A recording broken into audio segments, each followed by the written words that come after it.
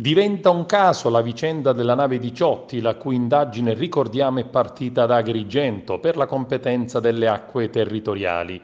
Adesso è la volta di un ricorso presentato da uno studio legale a nome dei migranti, tra cui un minore, in cui si chiede un risarcimento economico tra i 42 e i 71 mila euro al Premier Giuseppe Conte e al Ministro dell'Interno Matteo Salvini.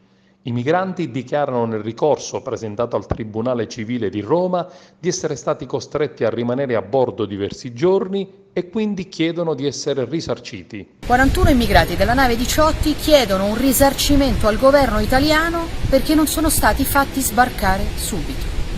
Perché l'abbiamo fatti sbarcare, L'abbiamo accolti, li stiamo mantenendo, ma li dovevamo fare sbarcare subito. Ormai siamo la farsa.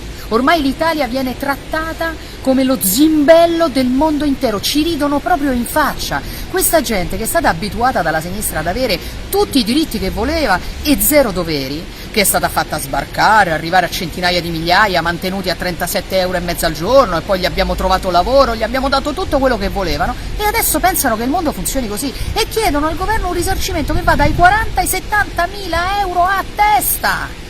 Somme che milioni di italiani non hanno mai visto.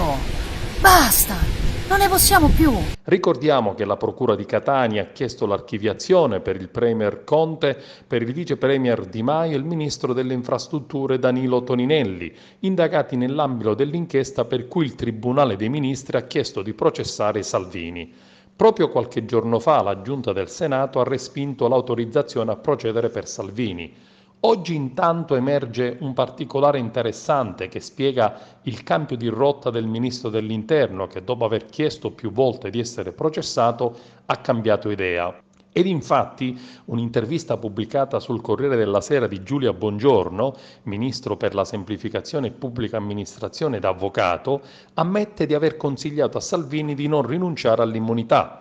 Sono stata io a consigliare Salvini di non rinunciare all'immunità per il caso Diciotti. Non ho niente da temere. Se Salvini si fosse fatto processare, avrebbe dovuto mentire agli italiani, afferma. Mentire, avrebbe dovuto dire che non aveva agito nell'interesse dello Stato. Se Salvini si fosse fatto processare per le accuse dei giudici di Catania, sarebbe stato sicuramente assolto. Gli ho consigliato di non farlo, dice Bongiorno, perché conosco la giustizia italiana e so che Salvini sarebbe rimasto sotto processo per 6, 7, 10 anni e nel frattempo sarebbe stato sempre additato come colpevole.